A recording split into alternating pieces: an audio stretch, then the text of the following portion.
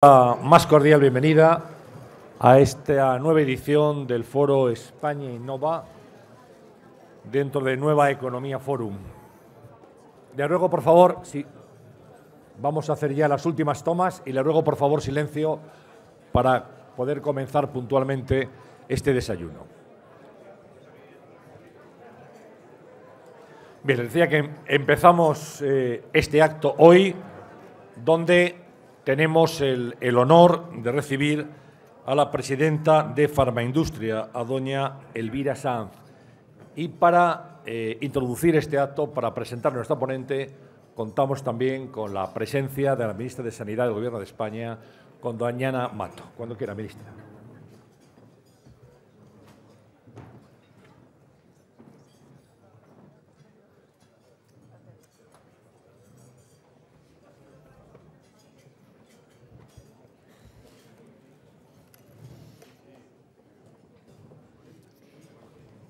Buenos días a todos, querido Antonio, presidenta de Farmaindustria, querida Elvira, consejero de Madrid, consejero de Castilla-La Mancha, secretaria general de Sanidad, querida Pilar, presidentes de colegios de enfermeros, de médicos, directores generales, muchas caras conocidas, que no diré todos, querido Bartolomé, queridas amigas y amigos, buenos días a todos. Quiero comenzar agradeciendo al Foro de Nueva Economía, la organización de esta reunión que me permite compartir con todos ustedes esta interesante tribuna. Son muchas las personalidades de diversos ámbitos y sectores que han participado ya en estas conferencias y muy variadas e interesantes las cuestiones que se han suscitado en ellas, lo que sin duda consolida a Nueva Economía Forum como uno de los lugares más importantes de intercambio de ideas y de debate en nuestro país. Es un placer acompañarles especialmente en esta ocasión que me brinda la oportunidad de presentar a una mujer de la que quiero comenzar destacando varias cosas que compartimos. Madrileña, madre de familia, perteneciente a una generación de mujeres hechas a sí mismas, que han tenido que trabajar el doble para conseguir lo mismo, que día a día abren camino con su ejemplo a la igualdad y, además, comprometida con lo más importante para todos los ciudadanos, con nuestra salud. Elvira Sanz es una de las figuras más relevantes del sector farmacéutico nacional e internacional, como presidenta y como directora general de Pfizer España. Es, además, la primera mujer que ostenta el cargo de presidenta de la patronal farmacéutica española Farmaindustria. A la vez, es miembro del Consejo de Gobierno de la COE y de las juntas directivas del Consejo Empresarial y de la Cámara de Comercio Americana. Queridas amigas, queridos amigos, desde mi primera reunión con Elvira, al poco tiempo de su toma de posesión como presidenta de Farmaindustria, pude apreciar su capacidad de diálogo y su compromiso con cuestiones claves para este sector, siempre desde la lealtad institucional. Trabajo, dedicación, compromiso, conocimiento, talento y capacidad de adaptación y diálogo son valores que todos deberíamos hacer nuestros y que resumen muy bien lo que necesita una sociedad para progresar. Detrás de la figura de Elvira Sanz, de su sólida formación académica y de su trayectoria profesional, podemos encontrar una combinación de todos estos factores que, sin ninguna duda, son una de las claves que conducen al éxito profesional. Doctora en farmacia por la Universidad Complutense de Madrid, premio extraordinario de fin de carrera, comenzó su trayectoria como técnico de investigación y poco a poco fue ocupando cargos de mayor responsabilidad. Completó su formación académica con un máster internacional en el que destacó como la primera de su promoción y también con otros posgrados en universidades y escuelas de negocios estadounidenses tan importantes como Harvard o Wharton. Sus comienzos, su paso por distintas compañías farmacéuticas hasta alcanzar el lugar en el mundo de la industria farmacéutica que hoy ocupa y también su permanente labor de aprendizaje le han conferido una visión y una perspectiva global fundamental a la hora no solo de tomar decisiones, sino también de anticiparse a los acontecimientos. ¿Cuál es el secreto de esta brillante carrera? En opinión de Elvira, es ocupar las posiciones que permiten aprender y que permiten sentirse desde el primer día comprometido con la organización con la que trabajes. Si me lo permiten, yo añadiría preparación, esfuerzo, sacrificio y entrega a aquello en lo que crees. Elvira Sanz representa desde Farmaindustria a un sector industrial moderno, competitivo, dinámico, comprometido con la sostenibilidad de nuestro sistema sanitario y profundamente innovador.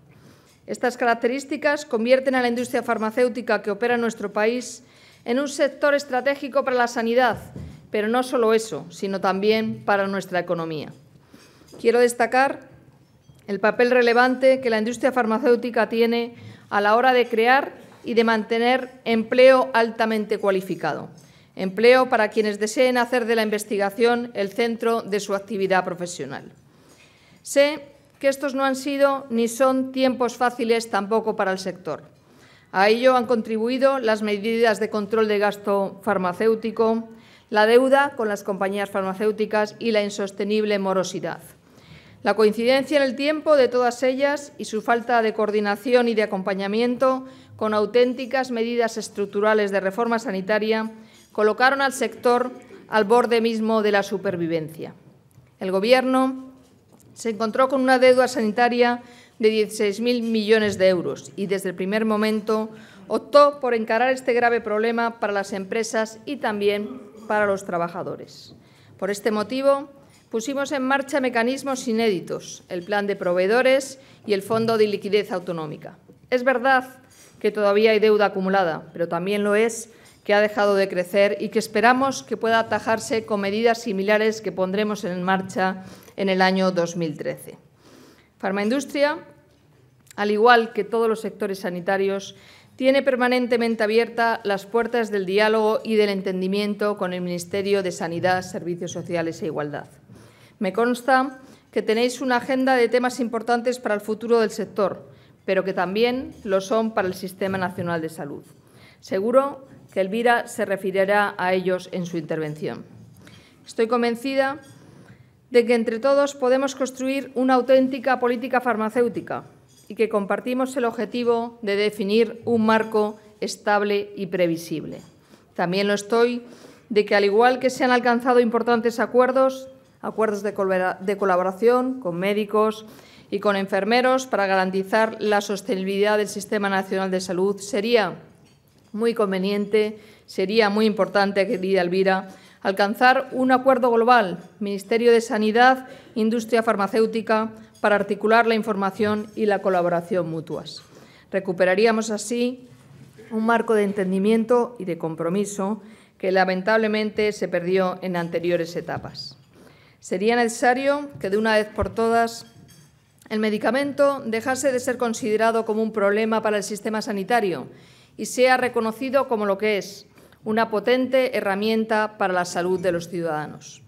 Eficiencia, calidad y seguridad de los medicamentos han de ser los objetivos compartidos por todos. En este sentido, aspiro también a que todos, cada uno desde nuestra responsabilidad, defendamos el acceso de los pacientes a los medicamentos, eliminando desigualdades o medidas discriminatorias. Señoras y señores, quienes tenemos el privilegio de conocer a Elvira, sabemos que tiene una magnífica preparación, una gran capacidad de trabajo y, además, es una excelente comunicadora que pone en valor las opiniones de sus colaboradores y que, como buen amante de la música, sabe manejar muy bien los tiempos. Pero, además, es una gran defensora del sector, al que ha dedicado gran parte de su vida y ha manifestado su compromiso con todas las mejoras que hagan más eficiente y sostenible nuestro Sistema Nacional de Salud. Querida Elvira, desde aquí quiero agradecer tu apoyo y tu disposición al trabajo conjunto de todos, utilizando tus palabras, más todos que nunca. Una muestra de las iniciativas que hemos desarrollado conjuntamente en los últimos meses es, por ejemplo, la adecuación de los envases de los medicamentos a la duración de los tratamientos que pondremos en marcha en el próximo mes. Como he dicho antes, ser capaces de crear un marco estable para el desarrollo de la innovación nos permitirá, por un lado, que la industria identifique sus áreas prioritarias de inversión y, por otro lado, que la sociedad o el Estado puedan ir incorporando esta innovación de alto nivel en detrimento de otras opciones de menor valor añadido. Finalizo. Como muchos de ustedes saben, no solo porque forme parte de mis responsabilidades, sino también por una profunda convicción, estoy decidida a seguir impulsando la igualdad de oportunidades en nuestro país, por lo que no podría estar más satisfecha de ceder hoy la palabra a una de las más destacados ejemplos de liderazgo femenino. Pasemos, pues, a escuchar a una de las personas que mejor conocen el sector farmacéutico, para posteriormente asistir e intervenir en el interesante debate que seguro que se suscitará. Muchísimas gracias.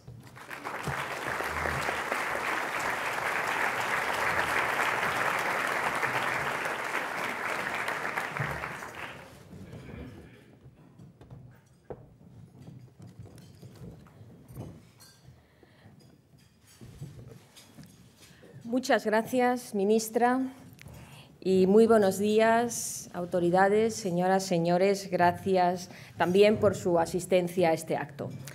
Permítanme que las primeras palabras de hoy sean precisamente de agradecimiento a Ana Mato por presentarme en este foro España Innova.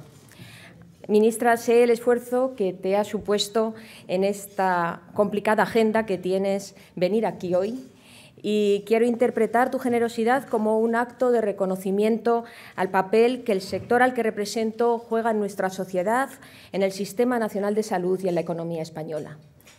También desde un punto de vista muy personal, gracias, Ana. Y, por supuesto, quiero dar también las gracias a los organizadores y patrocinadores de este foro por su invitación. Me han dado ustedes la oportunidad y la satisfacción de glosar la realidad de una industria, la farmacéutica, a la que llevo ligada casi 30 años. Un sector en el que creo firmemente y al que, como presidenta de Farmaindustria, me siento especialmente orgullosa de representar. La industria farmacéutica es un sector estratégico para la sociedad, con una aportación empresarial de altísimo valor añadido. Pocos ámbitos de la actividad económica pueden reportar tanto retorno para la sociedad como lo hace el farmacéutico. Pero por encima de todo eso, somos y nos sentimos una parte importante, crítica, del Sistema Nacional de Salud. El 95% de los fármacos categorizados como esenciales por la Organización Mundial de la Salud han sido desarrollados, registrados y comercializados por compañías farmacéuticas. La investigación llevada a cabo por la industria ha transformado nuestras vidas y nuestra sociedad. Saben, en mi clase de primaria había un niño que jugaba al fútbol con muletas y hierros en las piernas, Alberto. Todos los que están aquí y tienen 50 años o más saben de qué hablo, porque en aquel momento en este país se registraban 1.600 casos de polio al año. En 1963, un director general de Sanidad, apellidado Romay Beccaria, aprobó aceleradamente la vacunación contra la polio. Y aquel terrón de azúcar con sabor a fresa, que todos tomamos, ha sido responsable de que desde 1989 no se haya registrado ni un solo caso más de polio en este país, ni un solo niño más con hierros en sus piernillas. A través del medicamento se han prácticamente erradicado enfermedades mortales como la meningitis meningocócica, la difteria o la tuberculosis. Hoy un paciente esquizofrénico o con depresión mayor no tiene que vivir aislado en un psiquiátrico.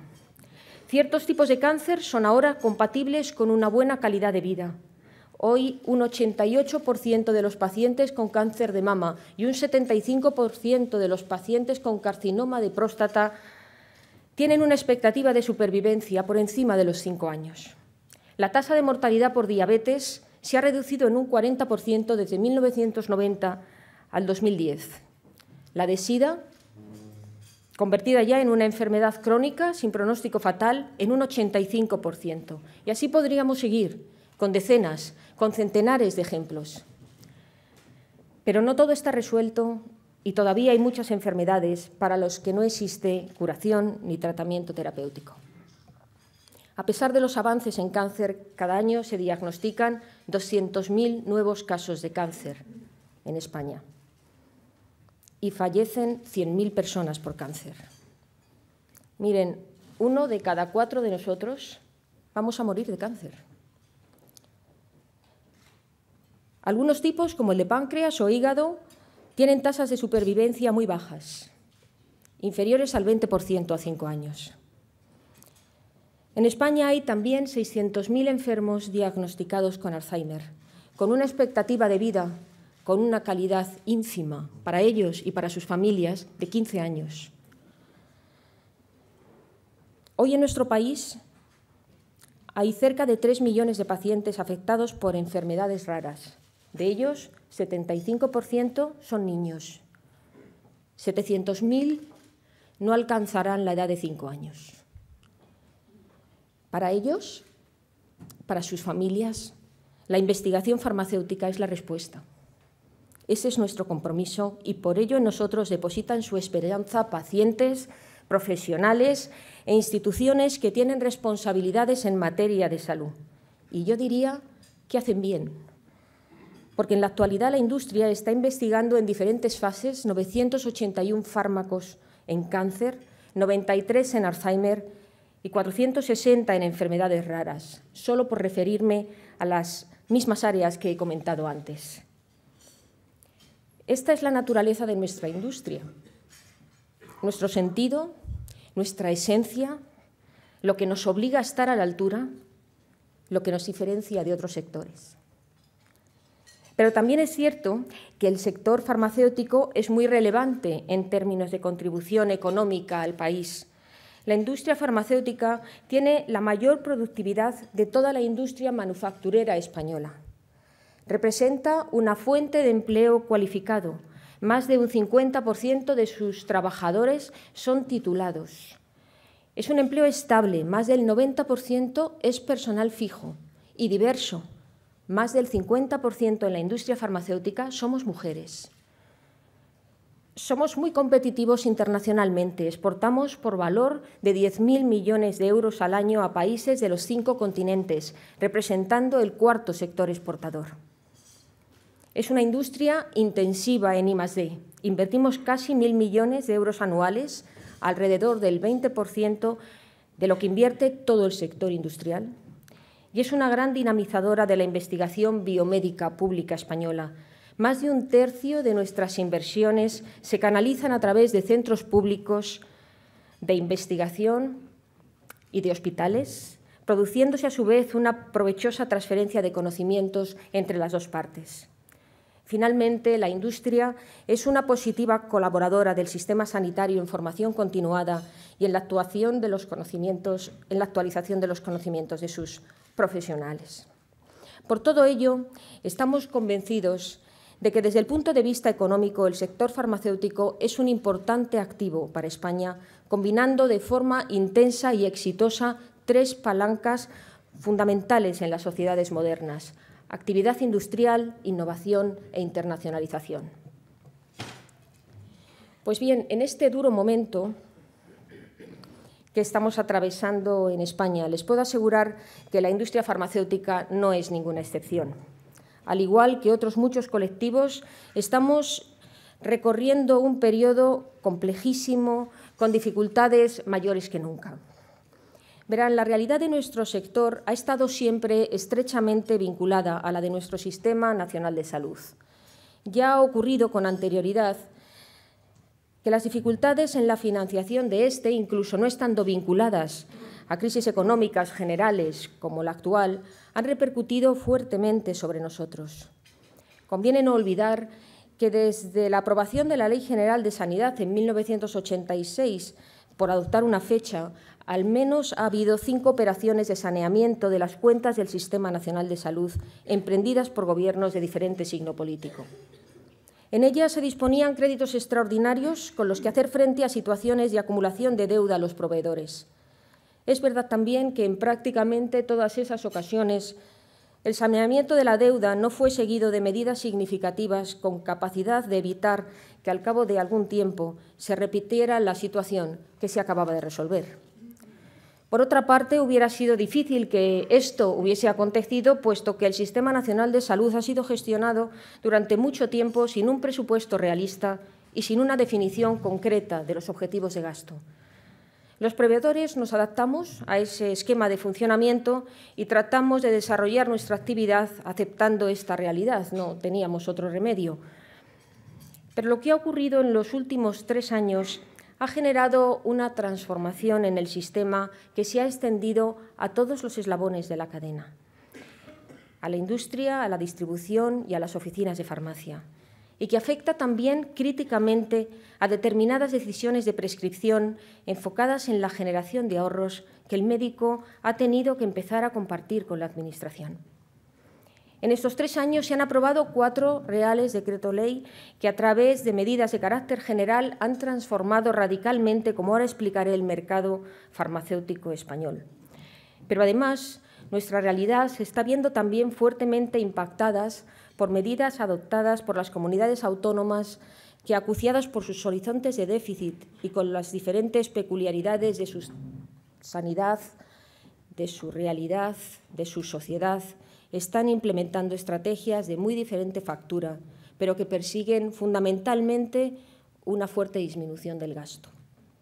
Así las cosas, lo que nos resulta absolutamente nuevo no es la intensidad de los recortes, sino las características de los mismos. Permítanme que concrete algunos datos. El gasto farmacéutico público a través de oficina de farmacia está decreciendo de manera rápida y drástica. Desde junio del 2010 se registran caídas ininterrumpidas. Ese año terminó con un menos 2,4. El 2011 lo hizo con un menos 8,8. Y el 2012 ha terminado con una caída del menos 12,3%. Pero además, los efectos de algunas de estas medidas, como las incluidas en el último Real Decreto Ley 16/2012, son estructurales y perdurarán a lo largo del 2003 y más allá. De hecho, según nuestras estimaciones, a finales de 2013 el gasto público en medicamentos será de 8.600 millones de euros, un 33% inferior al de mayo del 2010, que fue el momento de máximo gasto anualizado en España. En 2013, el gasto farmacéutico será similar o menor al de hace 10 años. Así, ese gasto anual de 8.600 millones representará un 0,79% del PIB español, cifra menor a las exigidas en los países intervenidos. Lo que está ocurriendo en hospitales también es relevante. Al contrario que en años anteriores, el gasto público en medicamentos experimentó un crecimiento muy contenido, alrededor del 1%, durante 2011 y 2012. Y según estimaciones de IMS, estará en tasas negativas a finales de 2013, a pesar de que es en ese ámbito en el que se utilizan la mayor parte de los medicamentos de última generación, innovadores, destinados a patologías más graves. Hemos tenido que hacer frente a este contexto de mantenida disminución de la demanda, a la vez que gestionábamos las tensiones financieras que en muchas de nuestras compañías generaba una deuda por suministros hospitalarios que alcanzó en su máximo niveles de casi 7.000 millones de euros. Nunca nos cansaremos de reconocer el esfuerzo que este Gobierno hizo con el plan de pago a proveedores ejecutado en junio del 2012. Lamentablemente, el problema ha vuelto a repuntar con las dificultades de liquidez de las comunidades autónomas. Registramos ya 3.000 millones de euros de deuda vencida, con 266 días de demora en los pagos y, por tanto, la angustiosa situación se ha reproducido. Confiamos, no obstante, y necesitamos que el nuevo plan de pago a proveedores anunciado por el ministro Montoro y las futuras aportaciones del FLA aseguren un horizonte de liquidez más estable. No obstante, lo más preocupante de esta nueva realidad es que nos conduzca a un potencial deterioro de la accesibilidad a los nuevos medicamentos. Sabemos que no es voluntad de nadie pero empiezan a registrarse algunos datos inquietantes. En 2009, el 5,8% de los fármacos consumidos en hospital eran principios activos aprobados en los 3 últimos años. En 2012, ese porcentaje se redujo al 2,7%. Según el indicador WAIT de FDA, en datos del 2011, tenemos uno de los menores niveles de acceso a fármacos innovadores y de las más largas esperas. Por debajo de nosotros, en ambos parámetros, solo aparecen Portugal, Eslovaquia y Estonia.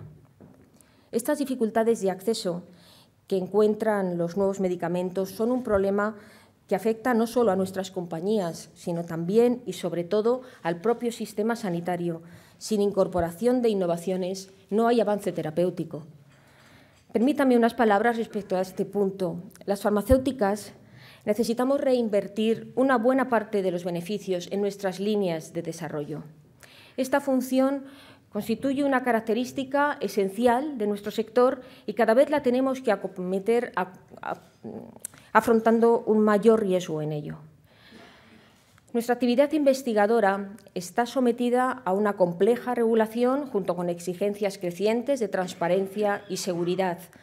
Por otro lado, la dificultad de encontrar nuevas moléculas y tecnologías en áreas no exploradas ha convertido el desarrollo de nuevos productos en un proceso cada vez más largo, más caro y más complejo, constreñido además por la rígida y temporalmente predeterminada protección de nuestra propiedad intelectual. La falta de productividad del I+D de la industria investigadora es un problema capital y creciente, con el que convivimos desde hace años. Pero además, las administraciones no están dispuestas a financiar mejoras incrementales y las mejoras disruptivas son escasas y no pueden por sí mismas financiar su propio desarrollo. Por ello, en la medida en que los productos innovadores ven dificultado su acceso, se hace más y más complicado para la industria mantener sus inversiones en investigación y proponer terapias en áreas no resueltas. La insuficiente financiación de la innovación y las dificultades de acceso a nuevos medicamentos no han de verse como un punto más en la problemática de nuestra industria. Es un punto capital para el sector y es el punto capital para garantizar el progreso de los indicadores en salud. Todo lo que acabo de comentarles ha tenido y está teniendo consecuencias en términos empresariales, relevantes, en algunos casos irreversibles. Las compañías nacionales están sufriendo una descapitalización que les impide invertir en I+D e internacionalización a los ritmos que demanda la competencia global. También las compañías multinacionales acusan fuertemente estos impactos, traduciéndose en una ralentización de inversiones y en una pérdida de imagen y reputación internacional que, si se mantiene durante mucho tiempo, resultará difícil revertir. Ambas circunstancias se traducen en duros ajustes de empleo. Según datos obtenidos a través de una encuesta a las compañías asociadas de farmaindustria, entre 2010 y 2012 se han perdido 6.000 empleos directos, un 15% del total del sector. Las perspectivas para este año son aún muy negativas. Se perderán otros 1.000 empleos más. Así las cosas, vamos gestionando la situación, aunque cada vez nos resulta más difícil. En cualquier caso, la sensibilidad y el compromiso que el Ministerio de Sanidad y su ministra nos han demostrado hasta este momento merece que como sector nos unamos a ese esfuerzo y ayudamos a buscar soluciones. Creo sinceramente que todavía estamos a tiempo de reconducir la situación y de definir el futuro de otra forma, algo que además permiten el momento y las circunstancias actuales, con un gasto farmacéutico hoy controlado y con unas reglas del juego nuevas y que han sentado las bases estructurales para su contención permanente. Así, en el mercado fuera de patente, se ha generado una fuerte competencia, estableciendo precios menores con una actualización dinámica que consigue elevados ahorros. 2 de cada 3 recetas en España son de medicamentos a precio de genérico, representando este segmento un 40% del mercado total de fármacos, uno de los mayores porcentajes, si no el mayor, de la Unión Europea. A su vez, en el mercado protegido por patente se está produciendo una contracción debido a la finalización de la protección de productos muy exitosos clínicamente y, por lo tanto, con fuertes ventas y a la baja entrada de nuevos productos. Les puedo asegurar que la industria farmacéutica no es la única que avanza, que el gasto farmacéutico en España se encuentra actualmente bajo control y también en los próximos años. Otras instituciones y analistas con gran experiencia y reputación en el sector, como IMS, prevén caídas continuadas del mercado farmacéutico español, tanto de oficina de farmacia como del hospitalario, al menos hasta el 2016, sin medidas adicionales. Además, cualquier indicador que queramos hoy utilizar para analizar el gasto farmacéutico en nuestro país nos coloca en posiciones europeas y, con frecuencia, por debajo de la media. Así, el gasto de medicamentos per cápita, que en 2010 era de 292 euros, ya entonces un 10% por debajo de la media europea, hoy está por debajo de 208 euros. Por su parte, el gasto total representa menos del 1% del PIB y también menos del 15% del gasto sanitario. No se puede decir que el gasto en farmacia está por encima de los valores medios de Europa. No se puede decir más, porque categóricamente no es así. Todo indica, por tanto, que ya no deberían ser necesarias nuevas medidas del control del gasto farmacéutico y que los ahorros conseguidos habrían de permitir un espacio para la entrada de nuevos productos. Además, como decía antes, el momento para conseguir ese cambio de rumbo es oportuno, yo diría que inmejorable, dado que a consecuencia del Real Decreto Ley 16/2012 se tiene que producir un desarrollo normativo de la Ley de Garantías en artículos claves para el sector, que marcarán totalmente el futuro de la industria en una o en otra dirección. En este entorno que requerimos de las administraciones, necesitamos un marco estable y predecible a medio y largo plazo, en el que se reconozcan y traten adecuadamente las innovaciones en términos de precio y de acceso en un mercado vertebrado y sin fragmentación regulatoria. Nosotros defendemos un mecanismo de relación reglado con el Gobierno, liderado por el Ministerio de Sanidad, que permita la convergencia de esfuerzos y garantice ese marco de estabilidad y certidumbre. La predictibilidad por la que abogamos pasa necesariamente por establecer objetivos de evolución del gasto farmacéutico. Estos objetivos deben ser transparentes, equilibrados y para un horizonte temporal de al menos 2-3 años. Deben ser, además, realistas, es decir, compatibles con el programa de estabilidad del Gobierno y los planes de ajuste de las comunidades autónomas. El seguimiento de indicadores contrastados nos ha de permitir monitorizar el gasto y, en su caso, establecer fórmulas de corrección, a la vez que debe posibilitar un alineamiento en los tiempos de acceso al mercado de las innovaciones con los estándares europeos en este ámbito. Y ese escenario de estabilidad y predictibilidad al que me refería debe venir también acompañado de un mercado farmacéutico español sin fragmentación regulatoria. El Gobierno debe tener las herramientas necesarias para ejercer la responsabilidad que tiene atribuida de coordinar el Sistema Nacional de Salud, preservando la cohesión territorial. Hoy preocupa la proliferación de medidas regionales, algunas de ellas objeto de litigio en la esfera constitucional, reinterpretando localmente las condiciones de acceso de los medicamentos al mercado aprobadas por el Gobierno central, y que evidencia esta necesidad de definir más nítidamente el reparto de competencias. Somos respetuosos con el modelo organizativo y de gobernanza de nuestro país, y desde ese respeto, y sin ánimo de atentar contra las competencias de las comunidades autónomas en modo alguno, denunciamos la necesidad de garantizar la equidad en el acceso a los nuevos tratamientos en todo el territorio español. Sinceramente, creemos que, más allá de la sanidad y la educación, por mucho peso que estas partidas de gasto tengan en el presupuesto autonómico, hay espacios de reducción de menor valor para la ciudadanía. Debo decir que desde hace ya unos meses se viene produciendo un acercamiento entre el Ministerio de Sanidad y Farmaindustria que valoramos muy positivamente y que nos abre la esperanza de conseguir avanzar en los objetivos que acabo de plantear.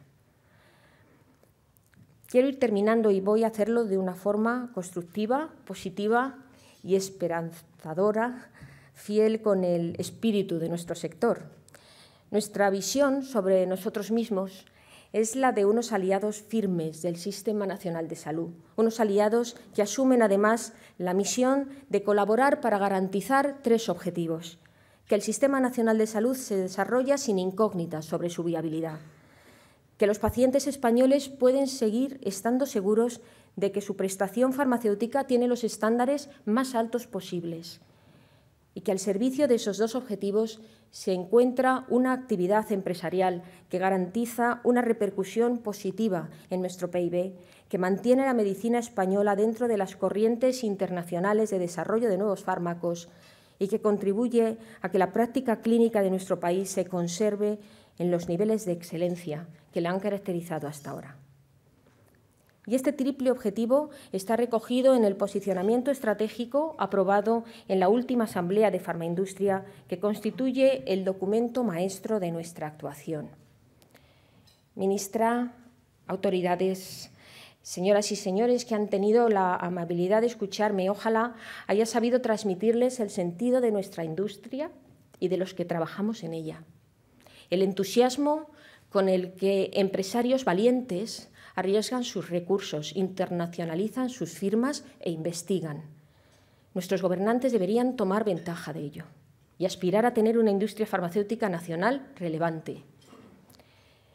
Pero además quiero remarcar la fuerza y el compromiso con que profesionales del más alto nivel defienden posiciones en multinacionales para atraer actividad industrial e investigadora a nuestro país.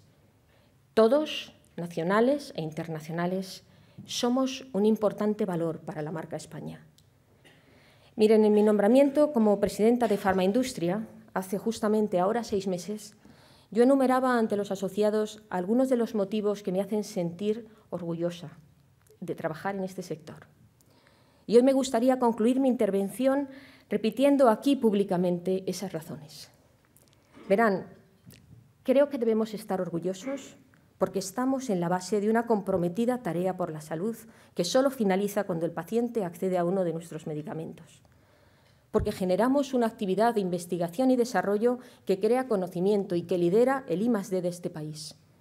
Porque somos socios de unos profesionales, los sanitarios, que suman el factor humano de la vocación al intelectual de sus conocimientos y de su pericia. Porque muchos mantenemos actividad industrial relevante y de alta tecnología con vocación exportadora, porque generamos empleo de calidad, porque colaboramos con el sistema sanitario en la formación continuada y en la actualización de los conocimientos de sus profesionales, porque animamos científicamente centros de investigación, hospitales y centros de salud con ensayos clínicos, estudios, encuentros e iniciativas altamente apreciados. Y, sobre todo, porque conociendo los desafíos que afronta, somos importantes aliados del Sistema Nacional de Salud y de sus responsables políticos para garantizar su viabilidad y asegurar sus objetivos. Es verdad que no siempre se nos quiere ver así y que con más frecuencia de la justa se tratan de resaltar o desenfocar otras características o circunstancias, pero hoy por hoy lo que nos define y nos caracteriza nos ha de orgullecer. Nosotros no pedimos disculpas por nuestra actividad.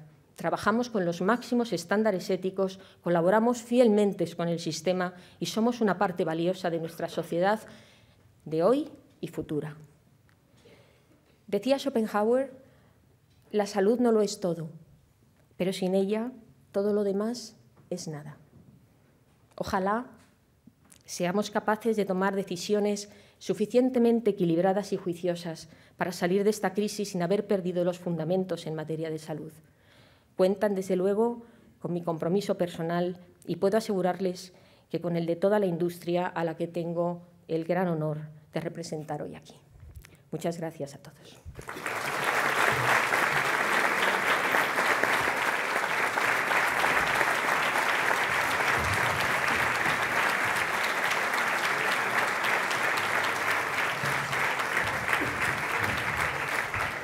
Pues muchas gracias a Elvira Sanz por su intervención y vamos a abrir ya de manera inmediata el coloquio. Hay, señora Sanz, muchas preguntas. Le ruego que sea breve en las respuestas para que podamos introducir la mayor número de cuestiones en el coloquio. El director de Servimedia, José Manuel González Huesa, hace referencia a algo que usted ha expuesto aquí en su intervención, la deuda real de las administraciones públicas con la industria farmacéutica. Le habla de esto y le dice que si está en riesgo realmente la distribución de medicamentos hoy y si hay medidas alternativas a la política de control de gasto y recortes en el sistema sanitario. Bueno, yo creo que no está en riesgo. Yo creo que el medicamento y la salud de los españoles no están en riesgo. Dicho esto, es evidente que la deuda nos afecta y nos afecta muchísimo. Como decía en mi intervención, cuando en junio del año pasado el Gobierno puso en marcha el plan de pago a proveedores, muy animado también por el Ministerio de Sanidad, pues nos dio un balón de oxígeno, porque muchas compañías no podíamos más. Imagínense lo que supone tener una deuda de casi 700 días y de 7.000 millones de euros, ¿verdad? En este momento la situación no es tan alarmante como fue entonces, pero desde luego es preocupante para nosotros. También es verdad que estamos confiados, porque así ha sido anunciado, de que el plan de proveedores que se va a ejecutar próximamente, este segundo plan, pueda, con los 3.000 millones de deuda que tenemos en este momento, y la situación se regularice y ojalá de una manera estructural se pueda solucionar, de modo que el año que viene no tengamos otra vez que estar atendiendo a la misma circunstancia. De manera que yo creo que todos estamos pasando muchas dificultades, pero no estamos a riesgo de no tener fármacos. Maite Antona, de la agencia Servimedia, dice: ¿qué le parece, señora Sanz, que a su sector le deban 3.000 millones de euros y a la banca se le inyecte dinero continuamente? A mí me parece muy mal que nos deban 3.000 millones de euros. Que se inyecte dinero a la banca, en este momento no es mi posición aquí poder juzgar. Supongo que todos los que tenemos depósitos en la banca preferimos no perderlos, pero esta es otra cuestión.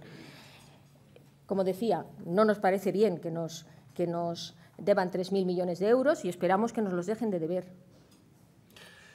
Dos preguntas sobre el mismo asunto. La fórmula primera, Alberto Vigario, del Economista. Dice: la ley continúa diciendo que a igualdad de precio entre dos medicamentos se dispense el fármaco genérico en lugar del de marca. ¿Le parece una discriminación hacia la innovación? Y en el mismo sentido, Juan Blanco, de Consalud.es, dice: el Real Decreto 16/2012 obliga al farmacéutico a dispensar el genérico aunque el precio del medicamento de marca sea igual. ¿Cuál es la opinión de Farmaindustria sobre esta medida? Bueno, la opinión de Farmaindustria sobre esa medida ha sido expuesta muchas veces, ¿no? No solo, además, es la opinión de Farmaindustria, es la opinión del Consejo Económico y Social y de muchos otros agentes. A ver, nosotros no tenemos absolutamente nada en contra de los genéricos, muy por el contrario. Es verdad que a veces las compañías farmacéuticas hemos litigado y lo hemos hecho porque en algunas ocasiones algunas compañías genéricas han lanzado productos al mercado antes de terminar las patentes, nada más. Pero nosotros no tenemos absolutamente nada en contra de los genéricos. Sí tenemos en contra de ese artículo 85. Tenemos en contra porque, verán, podemos hasta ser capaces de entender que hace años en un país como el que teníamos, con una tradición genérica muy pequeña, había que acelerar la penetración de las compañías genéricas. Hasta ahí somos capaces de entenderlo, ¿no? Pero hoy por hoy esa discriminación no tiene ningún sentido. Dense cuenta que el hecho de que el artículo 85 establezca que una prescripción por principio activo tiene que ser atendida en la farmacia con una dispensación de un genérico mandatoriamente, cuando la marca está al mismo precio del genérico, es decir, cuando la marca se puede dispensar sin que esto le cueste ni una sola décima de euro más al sistema, pues nos parece que que no tiene sentido. Tengan en cuenta que en este momento, en este país, ya el 49% de las prescripciones son por principio activo, de manera que la industria innovadora no puede competir en un ámbito muy grande. Por otro lado, sí quiero recalcar por qué decimos que no hace falta. Cuando toman los datos de IMS, y me refiero a los últimos, al mes de marzo, miren, tomamos las 5 más grandes compañías de este país en unidades. La compañía más grande de este país en unidades es una compañía genérica. Y de las 5, 4 son genéricas. Las 4 genéricas están creciendo. La única original que está entre esas 5 decrece a doble dígito. Cuando miramos los valores, si se toman las 12 primeras compañías del país, 2 ya son genéricas, las 2 crecen. Las otras 10 originales decrecen, 6 a doble dígito. Claro, ustedes verán a quién hay que proteger aquí. Más preguntas. Javier López Iglesias le dice, ¿qué opina de las asociaciones de pacientes y de la labor que desarrollan en la sociedad? Yo creo que las asociaciones de pacientes tienen un extraordinario mérito y hacen una labor que es insustituible, que solo pueden hacer ellos. Celebro que en un país como el nuestro, que es muy poco asociacionista, los pacientes cada vez se organicen mejor. Yo no sé, miren, si las asociaciones de pacientes influyen en la administración o en la industria, ¿dónde influyen? Sé que se influyen a sí mismos. Yo tengo, espero que no le moleste que la mencione, yo tengo una muy buena amiga que preside una asociación de pacientes en Madrid. Y veo que estamos cenando y ella se levanta de la mesa porque le ha llamado a alguien, la madre de un niño, que en ese momento necesitaba hablar. Y yo creo que entre las asociaciones de pacientes se produce un intercambio que no es solo de aquello que saben, es de aquello que sienten. Y esto no lo podemos dar ninguno. Por eso creo que tienen un papel fundamental en la sociedad, creo que las administraciones deberían animarse a apoyarlas y la industria también. Vamos con 3 preguntas sobre el mismo asunto, con matices. Dice, este domingo se publicaba la declaración de 120 oncólogos sobre el alto precio de los nuevos productos contra el cáncer. ¿Está de acuerdo? ¿Cómo valora esta opinión? Amado Lorenzo, de My Financial News, dice, la burbuja de los precios de medicamentos, cáncer entre ellos, está a punto de hacer inviable la sanidad. ¿Qué medidas opina que tomarán los gobiernos? Y Pedro González, de Zoom News, dice, la creciente carestía en los tratamientos contra el cáncer hará que solo los que tengan grandes recursos tengan acceso a ellos en un futuro cada vez más cercano. Bien, yo he leído ese artículo, claro, y es verdad. Los nuevos tratamientos contra el cáncer son tratamientos que tienen un altísimo costo y, en consecuencia, tienen un altísimo precio. Es verdad. Miren, la industria tiene muchísimas dificultades para conseguir nuevos fármacos con los niveles de seguridad y de eficacia que se necesitan para demostrar superioridad sobre lo existente. Esto lleva a desarrollar muchas fases investigadoras que finalmente no llegan a ningún sitio, pero que sí que cuestan dinero. Por otro lado, se da también la circunstancia de que cada vez se buscan tratamientos más específicos, más diana, más vectorizados hacia un determinado tipo de tumor, y esto hace que las poblaciones a las que ese tratamiento va dirigido sean muy pequeñas. En consecuencia, el costo de la investigación sigue siendo idéntico, pero, sin embargo, el retorno que se puede conseguir con esa investigación es muy menor. Por otro lado, como antes trataba de explicar en mi intervención, nosotros no podemos ver el precio de un nuevo medicamento oncológico de una manera aislada, porque al final ese medicamento oncológico con otro medicamento para otra patología, con incluso medicamentos que han perdido patente, todo lo que supone retorno en términos de beneficio para la industria supone capacidad para reinvertir en investigación y desarrollo. De manera que, en la medida en la que también los fármacos más allá de las novedades, van teniendo cada vez un precio más bajo, es más difícil para la industria afrontar estas nuevas terapias, ¿verdad? Miren, en España el precio de los medicamentos es 7,69 euros, media, lo cual nos deja pues, un 17% por debajo de la media europea. Pero además de eso, como ustedes conocen muy bien, nosotros aportamos un 2% de tasa, que va en buena parte a financiar el Instituto Carlos III. Además, hacemos un descuento del 7,5%, etcétera, etcétera. Por otro lado, en el segmento de los productos que están a precio de referencia, pues el precio medio es de 4,29. Les recuerdo que el 67% de las unidades están a precio de referencia en este país. También nos preocupa que esta circunstancia parece que no tiene visos de modificarse, ¿verdad? En el último PharmaQuery que ha hecho IMS y que fue presentado por FPI en Washington hace solo un mes, y el PharmaQuery es de septiembre del 2012, se establecen 3 tipos de países en términos de referencias de unos con otros en precios. Hay un grupo de países en donde están la mayoría de los europeos, incluso países intervenidos como Irlanda, donde las referencias son a precio medio. La media europea es la media adoptada. Hay otro grupo de países que están pasando por muchas dificultades, pues como Grecia o Chipre o Portugal, y en ese grupo la referencia se establece con los que están más bajos en la banda. En unos casos 3, en otros casos 5.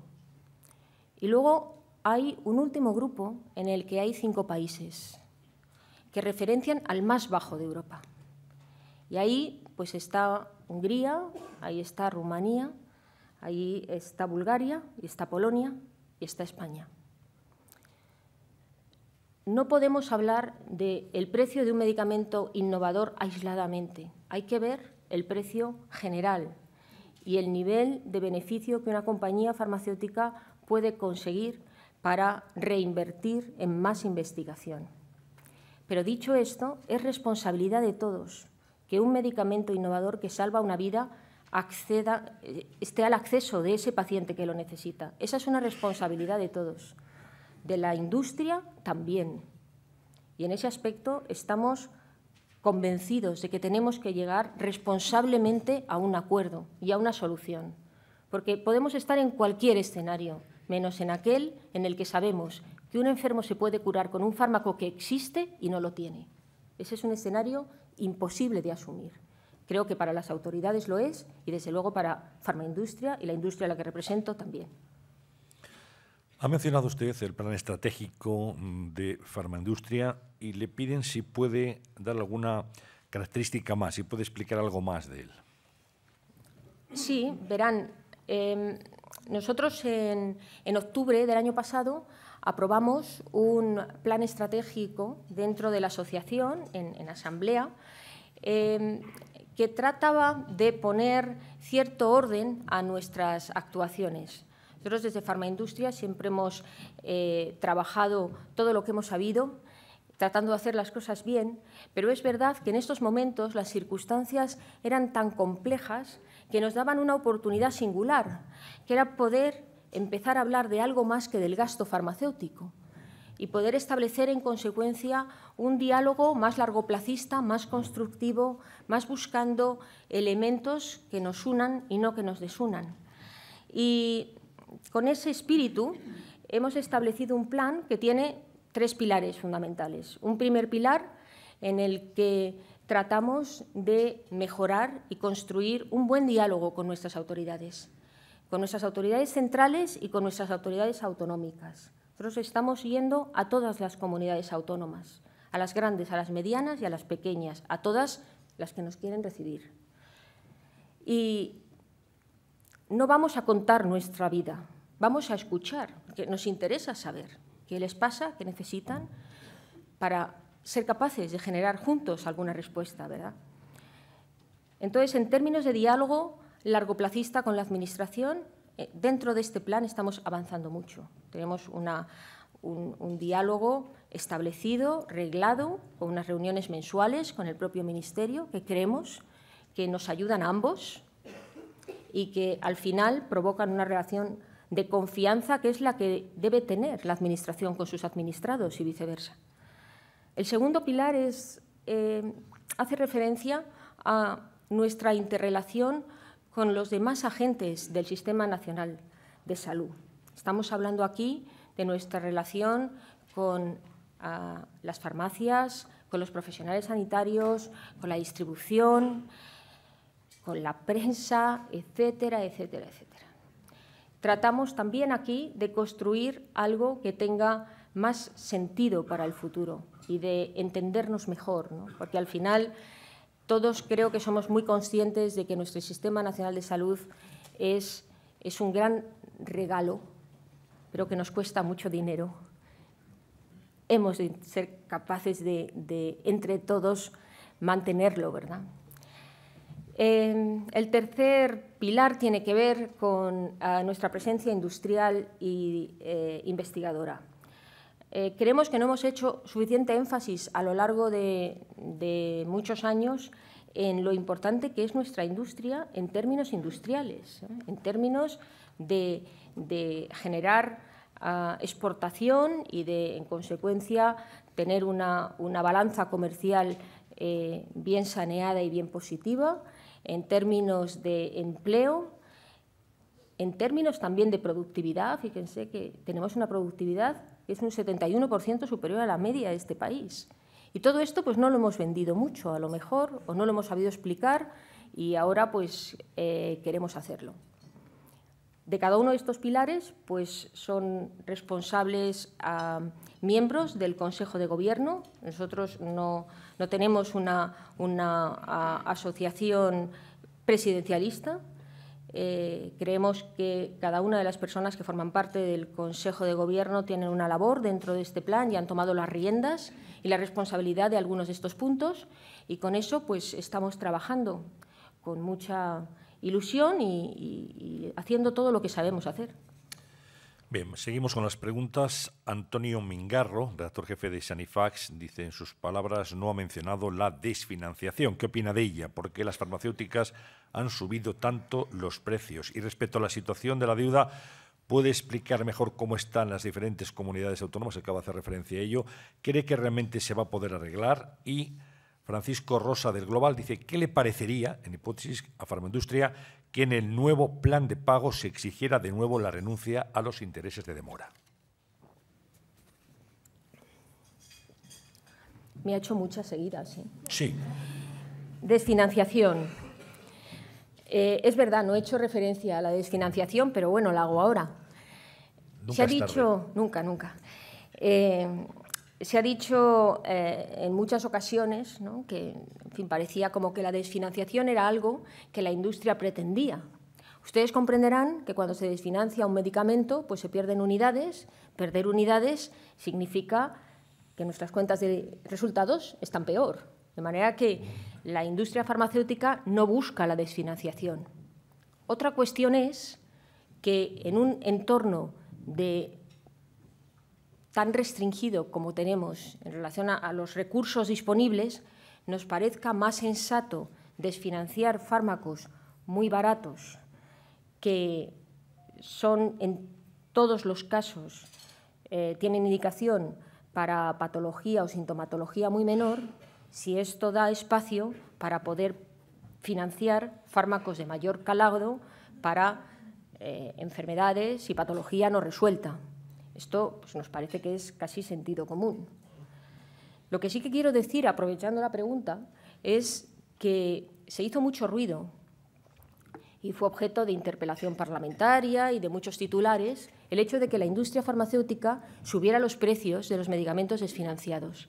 Y esto sí que quiero aclararlo. Mire, se desfinanciaron 416 medicamentos y se subió el precio a 155.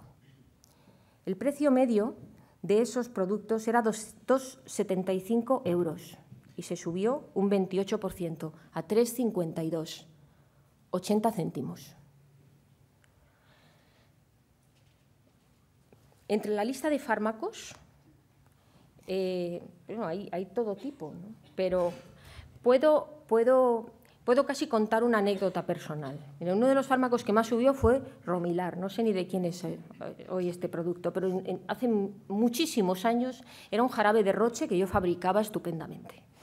Y en aquel momento ese producto costaba más de lo que cuesta hoy. Romilar pasó de 1,34 al ser desfinanciado a 2,69. Es decir, subió un 100,75% el precio.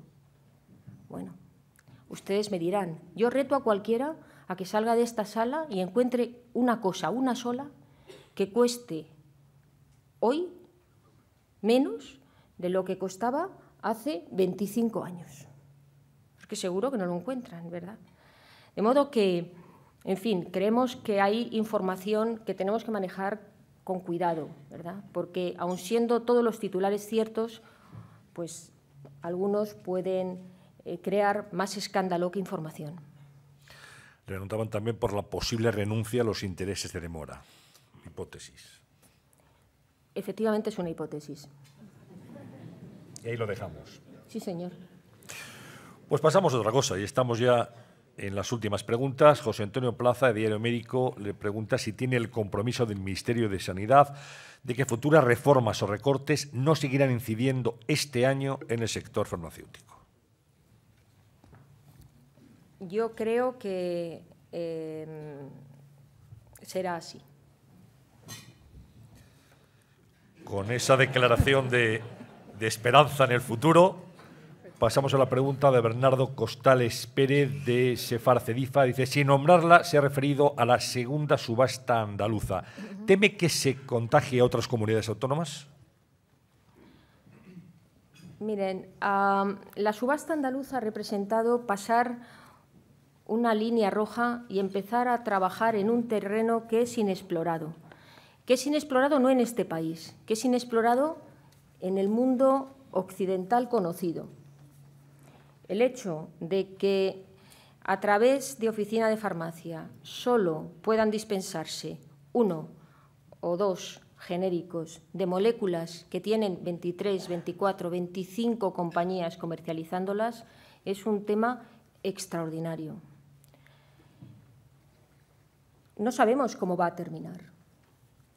No sabemos las implicaciones que esto va a poder tener, desde luego, sobre las compañías que no podemos competir en la medida en la que nos han expulsado de un mercado para el que creemos derecho a estar, pero tampoco sabemos qué problemas se pueden generar para los pacientes. Dense en cuenta que son moléculas, muchas de ellas de enorme uso, y que ahora todos los pacientes andaluces van a tener que mover su tratamiento al genérico que ha sido seleccionado en esa subasta.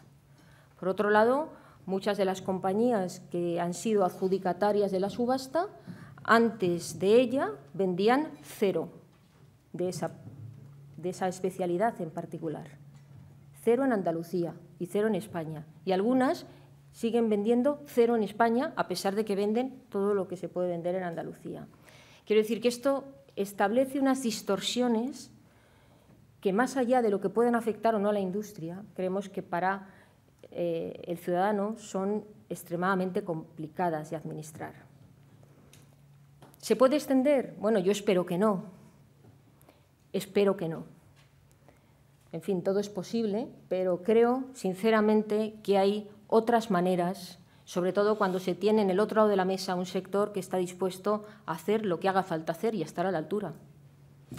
Bien, y he dejado para el final la pregunta que formula el doctor Bartolomé Beltrán, del grupo A3 Media, Antena 3, porque seguramente es el corolario de todo lo que hemos hablado aquí esta mañana. Le pregunta cómo ve Farmaindustria y cómo ve su presidenta el futuro de nuestro Sistema Nacional de Salud. Bueno, yo lo veo con optimismo. No crean que digo que lo veo con optimismo, porque es lo que hay que decir en estos casos también, ¿verdad? Pero, sinceramente, creo que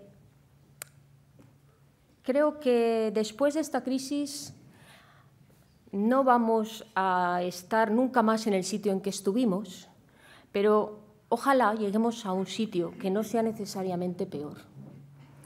Creo que tenemos que tener, esto sí, cuidado de no romper ningún fundamento, de no romper nada en el camino que luego sea muy difícil o imposible reparar. Un amigo en este sector decía: los españoles y su salud no están en crisis. Y es verdad, la salud de los españoles no está en crisis estoy yo, en crisis está la industria, en crisis está la propia administración, están las farmacias, está la distribución, están los profesionales sanitarios, pero afortunadamente la salud de los españoles no está en crisis, ¿no? Y yo creo que tenemos que ser especialmente cuidadosos de pasar esta última parte de travesía sin deteriorar más el acceso a nuevos fármacos. Y les diré por qué. Miren, cuando se ve la evolución de la expectativa de vida, el último artículo publicado con la Europa de los 15, en términos de expectativa de vida, está diciendo que del año 97 al 2006 se ha superado en más de 2 años la expectativa de las mujeres y en 2 años y 7 meses, si recuerdo bien, la expectativa de los hombres. Hay un sociólogo, matemático, en fin, uno de estos sabios que hace cosas de vez en cuando bastante interesantes, se llama Liechtenstein, que publicó en relación a esto que entre el 40 y el 60% de ese incremento en expectativa de vida era debido a los nuevos fármacos. No a los fármacos, a los nuevos fármacos. Lo cual pues, también es razonable, puesto que tienden a solucionar patologías que antes no estaban solucionadas, ¿verdad?